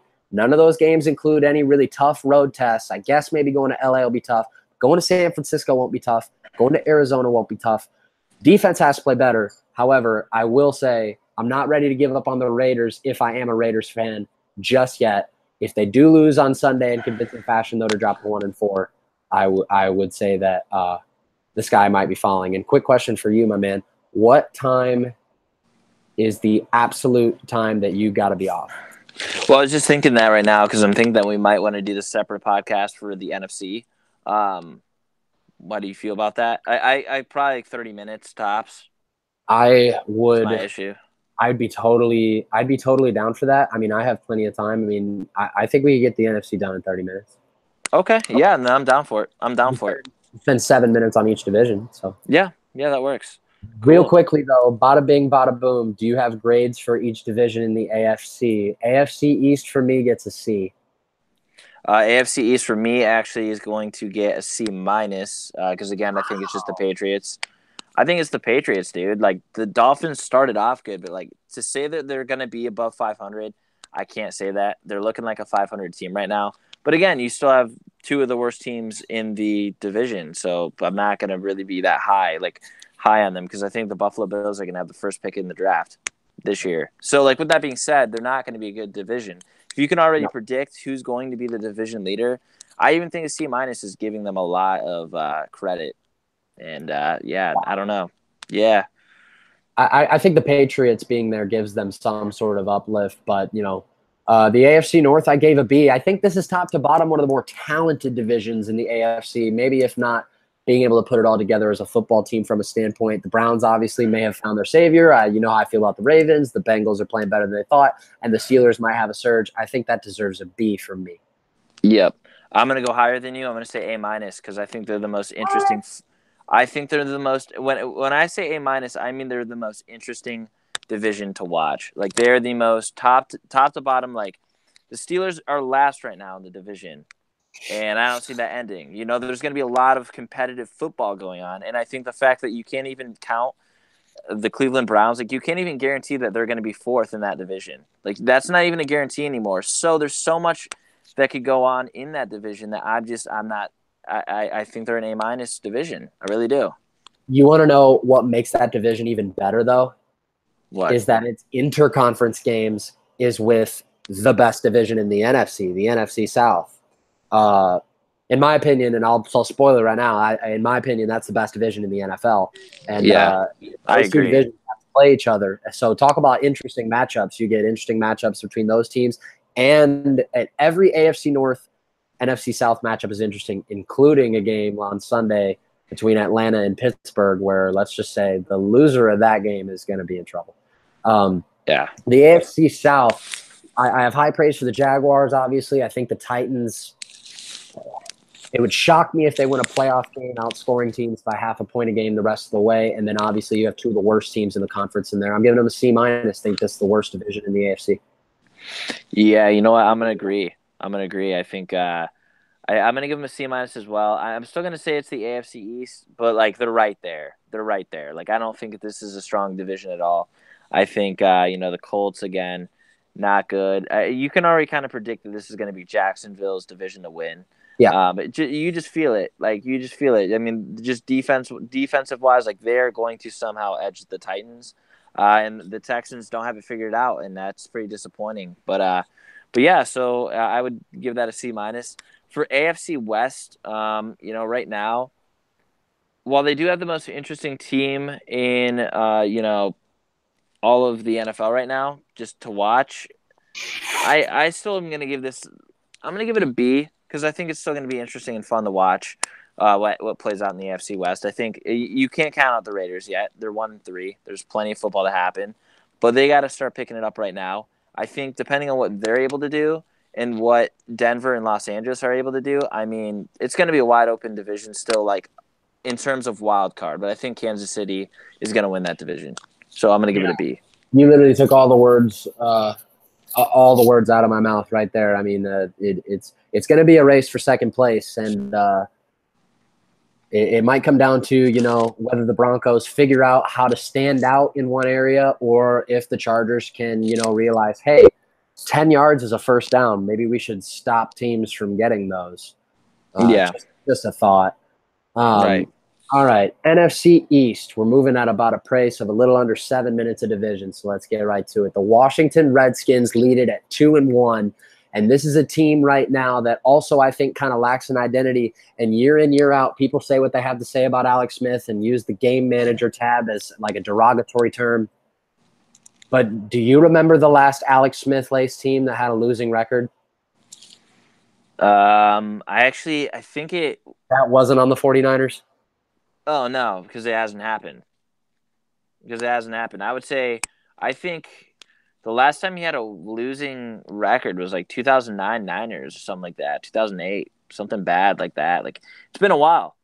And, I said this about the Redskins going into the season that, this is a team that has, Alex Smith has been underrated his entire career, in my opinion. But I still don't think there's much to get excited about with the Redskins. I mean, they're first in the division, but they've only played 3 games. They've already had their bye. I don't. While the run game is really good right now in 3 games, shout out Adrian Peterson. I don't. Something tells me that like something's gonna happen there. I feel like they're going to. They're not doing that great in terms of throwing the ball right now. Like in terms of just like getting their wide receivers like really productive. Am I right about that? I would say so. I mean, Jamison Crowder has become a non-factor. Yep. Jordan Reed isn't the tight end we all once knew and loved. Yeah. Is that Alex Smith's fault, though? It's not Alex Smith's fault. Is it, again, people really underestimate the value of coordinators in this league. Kyle Shanahan leaves Atlanta. They go from choking away a Super Bowl to a mid-tier offensive level team. Sean McVay leaves Washington. They go from making Kirk Cousins into a star into their wide receivers fading away into the distance. Jay Gruden can only do so much, man. Yeah. I mean, I will say right now, this defense is first in points allowed. I mean, yeah, you only played 3 games, but like that's impressive for a team that didn't play really well last year in defense. Their defense got shredded, if I remember correctly. So, I mean, there's good things with the Redskins. I'm gonna give them right now. I'm gonna give them a B+. Do I think that's gonna continue? I don't. I think you can't rely on Adrian Peterson for 16 games anymore. You can't do that. I just don't. I don't see them being a playoff team. I think I still think it's Phillies to win, but we'll get to that. So, but I'm gonna give them a B+ right now because I think they're playing well, especially that defense. They're surprising me. So right now, I'll give them the benefit of the doubt. And imagine if they could have just beat the Colts at home.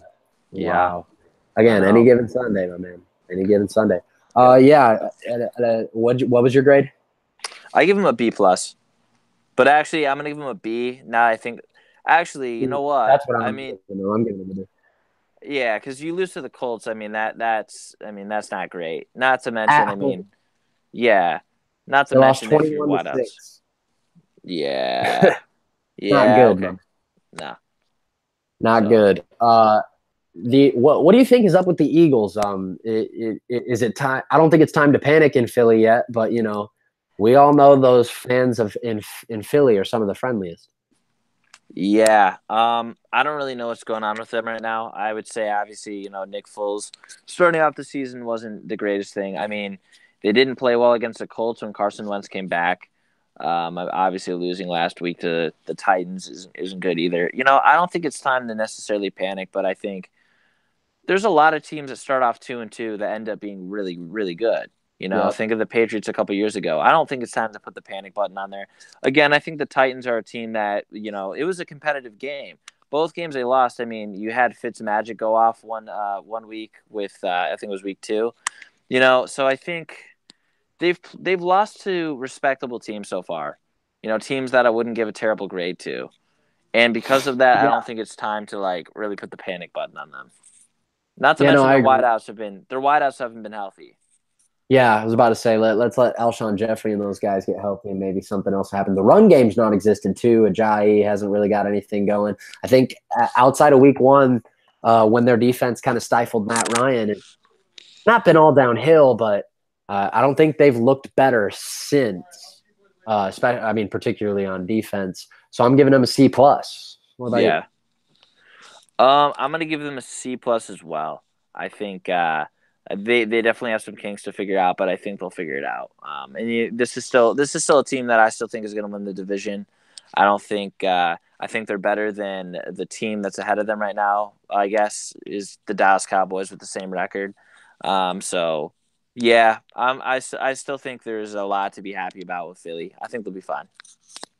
Man, and where do you start with the Cowboys, man? I mean, the most high-profile organization in the sport and one of the top teams on the list of the Forbes most valuable list every year. Everybody's got their eye on the Cowboys, and to be honest with you, I think opposing coaches have had their eye on Dak Prescott too, because he looks like there has been lots and lots of film viewed on him, and I think that's a tribute to it. And I also think the offensive line kind of slowly but surely withering away from what it was 2 years ago. It's not bad, but it's definitely not at the unreal level that it was 2 years ago.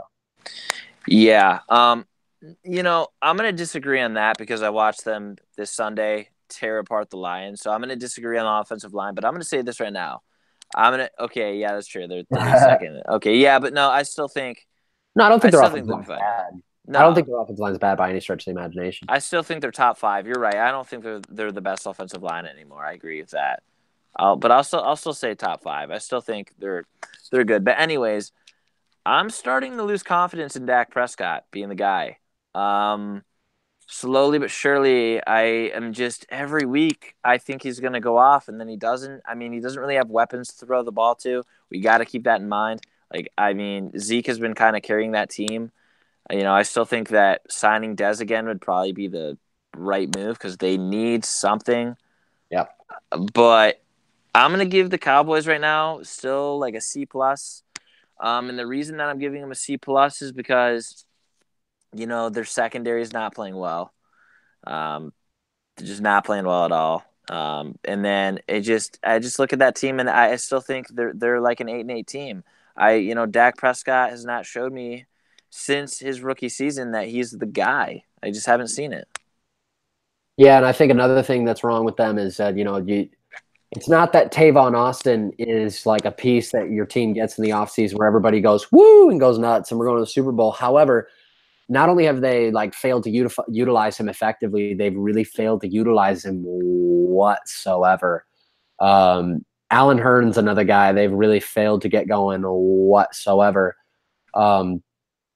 There's a lot of new faces in these skill positions for Dallas, and they definitely look like they're lost, as well as Dak Prescott does too. Again, I'm not saying their offensive line is bad by any stretch of the imagination, but you see what happens when one or two pieces on that offensive line begins to leave. Man, I mean, Dak Prescott's numbers go down. Zeke's numbers are down. They're still good, but they're down. It's a C- for me. I think this team's got issues, and I think if I am correct, when you look at their schedule, you have Houston, then Jacksonville, then Washington, then Tennessee, then Philly, then Atlanta, then Washington again, then New Orleans, then Philly again. Brutal. If they go 2-5 in that stretch, we might be seeing the last of Jason Garrett. So yeah. I've been lobbying for him to be done, like at the end of last season. I just think they can do better. I think they're settling with him. New York Giants in 3 minutes or less. Okay. Right. I mean, I didn't really think they were going to be great this season. I know adding Saquon Barkley has definitely helped their offense. But this passing game still, like OBJ still isn't looking great. I mean, like he's been okay, but like I haven't seen anything that has really wowed me about New York. Admittedly, I haven't really watched any of the Giants games, so I guess I don't have as much to say than maybe other people about them. But like from what I've just seen on the stat line, like I'm not that impressed. I mean, they're looking like kind of in the middle of the pack in points allowed. I mean, I don't know. What's your take on that? So I have watched a little bit more than I would have liked for the New York as far as New York Giants games are concerned. I watched almost all of the game against Dallas, and I watched a good chunk of their second half game against New Orleans.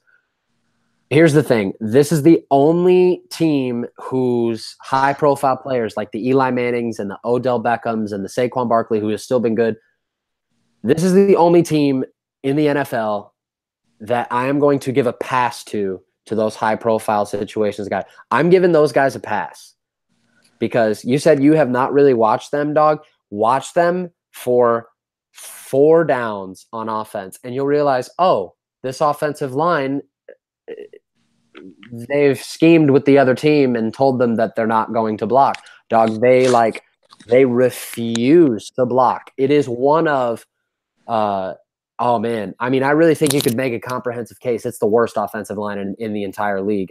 You watch them for a quarter, and I don't know how your takeaway from them could be anything other than, wow, they want Eli Manning to die because they don't block like whatsoever. And I'm putting so much emphasis and hand movements on this because I cannot emphasize enough how bad their offensive line is.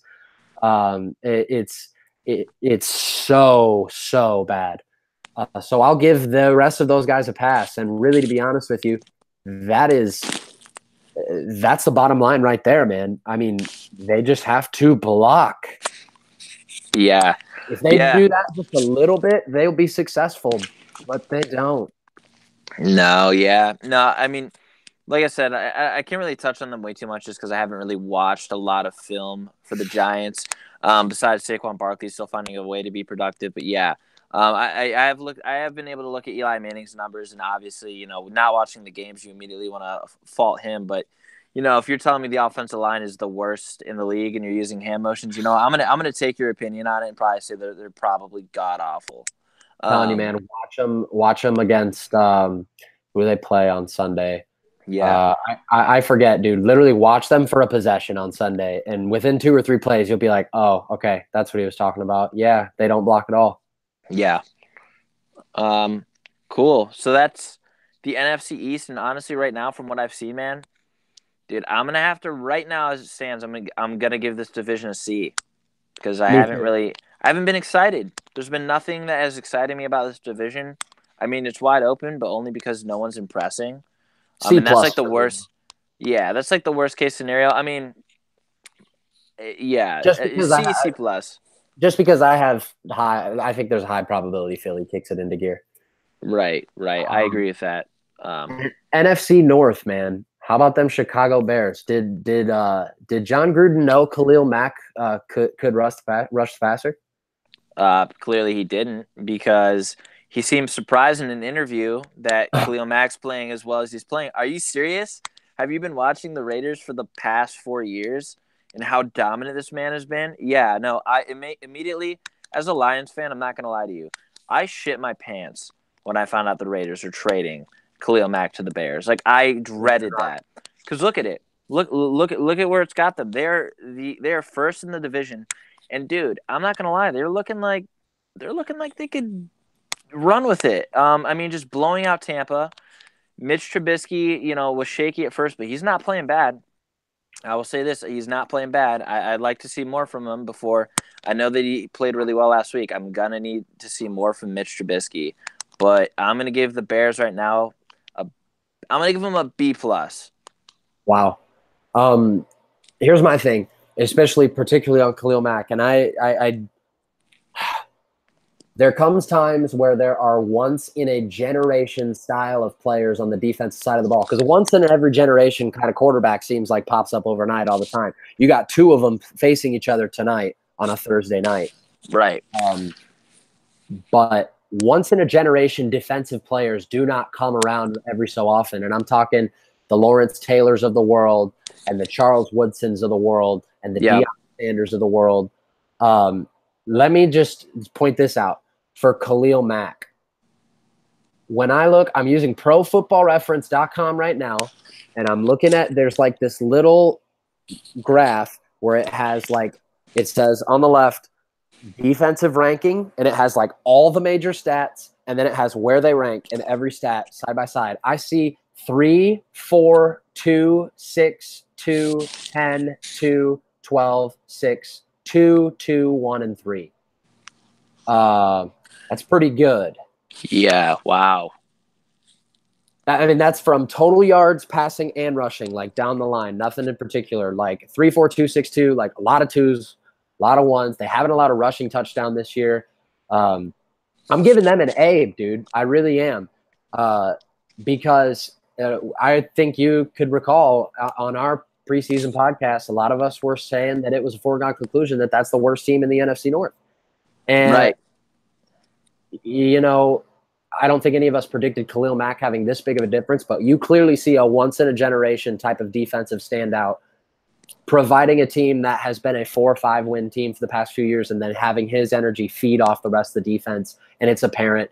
And Trubisky isn't going to perform like he did last Sunday every week, but if he can just be like Alex Smith, not like a game manager, but if he can just be decent, they're going to make the playoffs. Yeah. Just don't turn the ball over. I mean, you see it in kind of like I feel like he's going to kind of have the season that Blake Bortles did last year. Conservative sometimes because of the defense, but we'll have those games where he goes off. Yeah, I mean B plus, A minus. I mean I mean honestly, giving them a B plus is just because I'm a Lions fan. It's hard to give any other team an A. But yeah, you know what? Fuck it. I'll do it. I give them an A. They're playing really well. What about the Pack, my man? Your Lions play them on Sunday. How you feeling about them? 2-1-1, fourth in the NFL in scoring. Yeah, it's the same. It's the same thing across the board as it's been for a lot of years. Except their defense is a little bit worse this year. Yeah. I still think they're competing with Chicago right now for the division. I think they're going to destroy us. I'm going to tell you right now, I don't know if you're in another league, another fantasy league besides the one that we're in. Just one. Aaron Jones, if you have him, like, I'm telling you right now, he's going to absolutely destroy the Lions. Like, I mean, the Lions have the most pathetic rush defense I've seen in a long time. It's kind of the defense that makes you want to throw your Xbox controller at your 65-inch flat screen TV and not really care what happens. I'm in Oklahoma.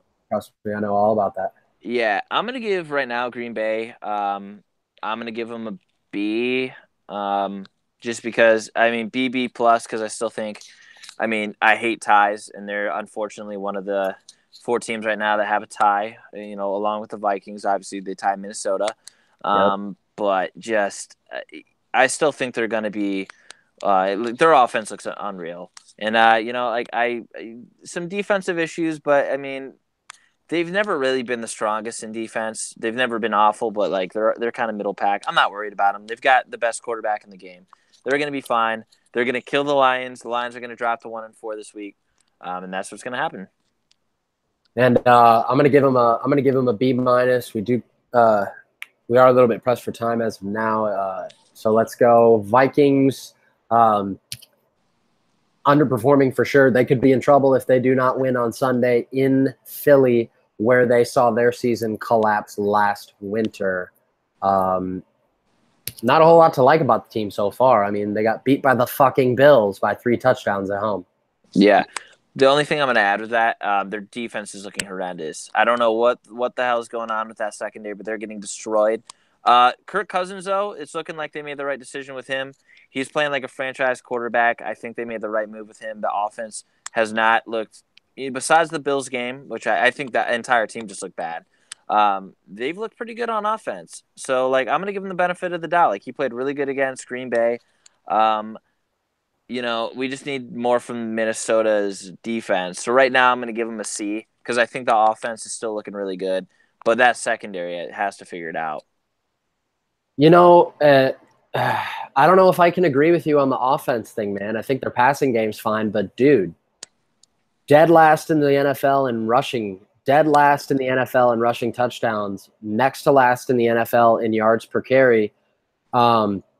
This is once again another case of high-profile and intriguingly creative-minded offensive coordinator Pat Shurmur going to the New York Giants, leaving a team and their offense kind of leaving a piece of itself with them.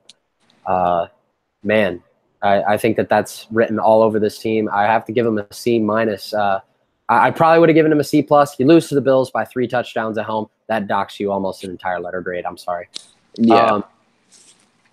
The Lions for me are a D plus. Beating New England keeps them away from being in the D minus range for me. But Sam Darnold hung 40-something on him. Yeah, no, our defense is really painful to watch. Our rush defense is just, like I've said multiple times throughout this, is just awful.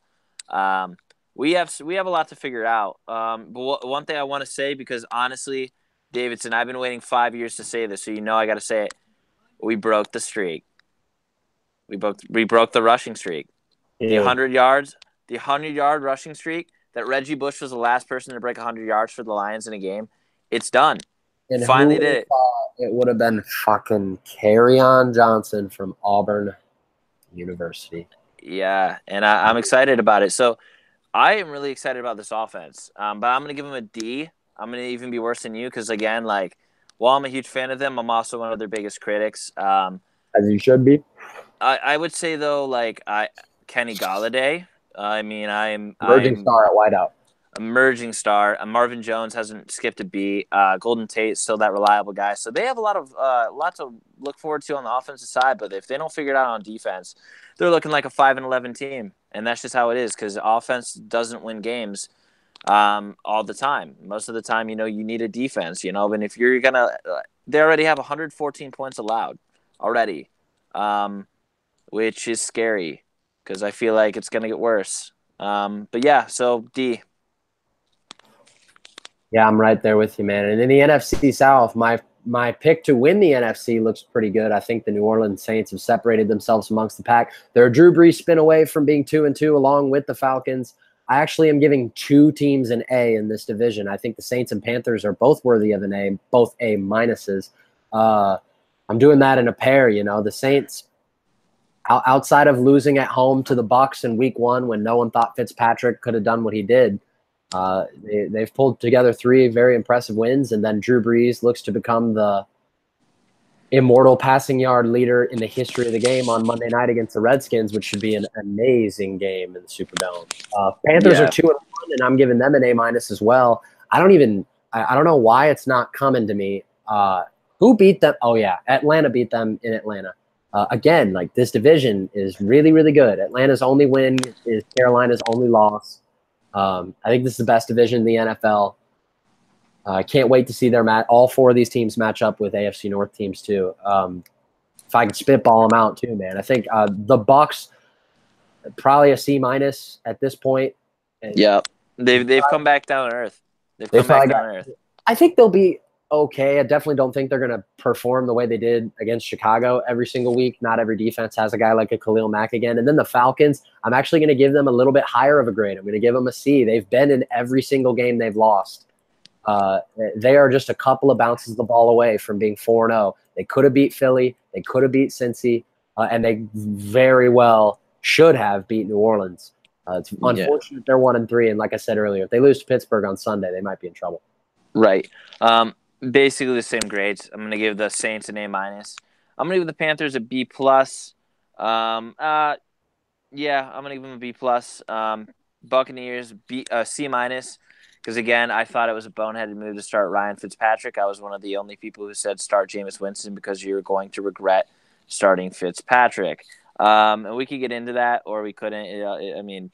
For time's sake, I won't. But, Jesus Christ, that was a bad move. And then the Falcons, I'm going to give a C. Just like you, I think they're better than Tampa right now, and the win record doesn't really show that. But I think, again, this is the best division of football. I'm not going to disagree with you. I agree. Run that back, though, real quick. What did you say right before that, though, that you said you wouldn't touch on? You said something about Jameis. What did you disagree with? Okay, so, everyone said that Ryan Fitzpatrick should be the starter week 4. And everyone was like, it's Fitzmagic, let him ride the wave, whatever. I disagree. If you look at Ryan Fitzpatrick's career and you follow it, his first season with the Jets, he played on fire. Everyone was like, oh, my God, this guy is – he could be a franchise guy for the Jets. They signed him to this massive 1-year deal.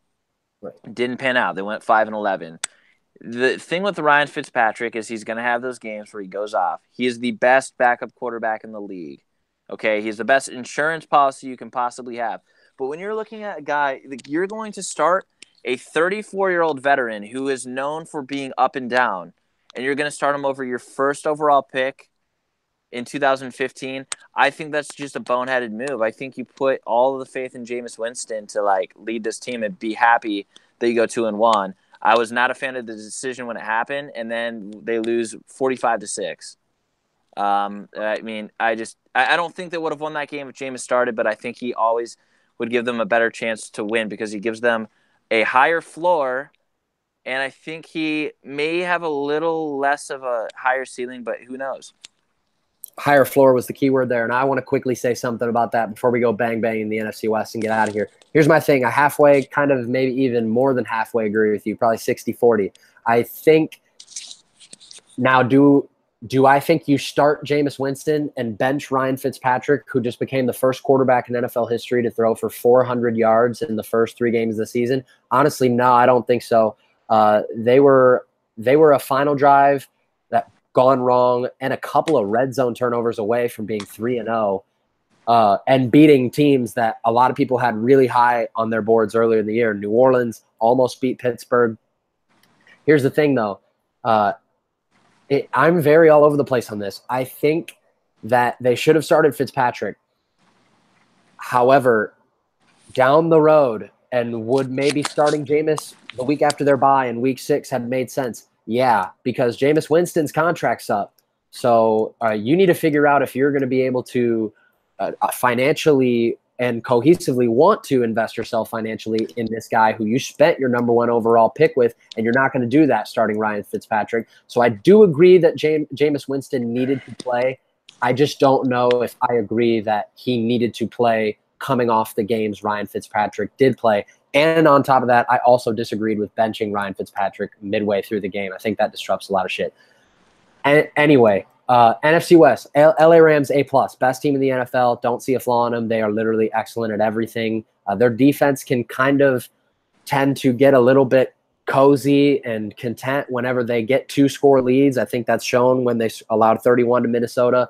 But dude, this is a team that if you're a betting man and you see their odds to win the Super Bowl at anything higher than plus 200, put your money on it right now. I really think that this team is Super Bowl bound, and I think they have all the pieces to win it all. Yep, A+. Seahawks, I'm gonna give them a C. They're not the same Seahawks team. Yeah, they're 2-2, but I have a lot of questions about their team. I don't think that they're going to. I think they're hovering around 500 still. What do you think? Yeah, no, me too. The defense is a little bit depleted. They kind of did a fire sale. They let everybody go, whether it was to rival teams or not. Richard Sherman bouncing. Obviously, Earl Thomas would fucking play for the Montreal Alouettes tomorrow if he could. I mean, dude, you flip off your own bench. Like, something tells me that guy's not happy. You know, fresh off a game where he had 2 picks. This team's a C- for me. Russell Wilson doesn't look bad, but he looks kind of lost. He looks like his receivers can't get open. Even when Doug Baldwin gets healthy, I don't know how much that's going to help singularly.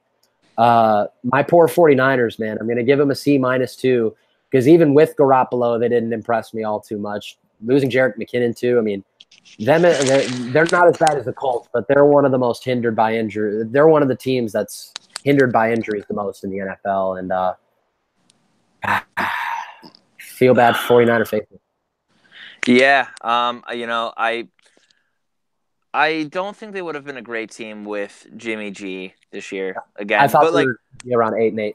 But you're right. I mean, that completely opened their ceiling or their floor to like go all the way to the basement. Like they could be one of the worst teams now, which could benefit them actually because they could really benefit from getting an early round draft pick next year and starting to build around Jimmy G. So I mean, there's a lot of positive things to come from that. And I like what CJ Beathard did in his first game. We'll have to see what he can continue to do. I'm gonna be less. Just because of like the situation they're in, I'm gonna give them a D because I think that's where they're headed to. Like they're now gonna play like D football in my opinion because they don't have a running game. I mean Matt Breida, like give me a break, dude. Like I don't think that's the passing game. I love George Kittle. I knew he was gonna be a good tight end. Other than that, man, I don't really know what to tell you. Arizona Cardinals. I mean, wow. I thought this team was gonna be. Are you gonna give them an F? I was gonna give them an F. Yeah. I mean, because they haven't won a game. Well, I would say a D-, like at most. I mean, Sam Bradford's looked awful, dude. 37 points. They put up 37 points, Davidson. That's dead. That's dead last. You buy a lot. You've only put 37 points in 4 games. I mean, I was a huge believer in starting Sam Bradford for all 16 games and letting Rosen sit. You can't do that when you're having a quarterback play as bad as he was playing. You have to put in Rosen.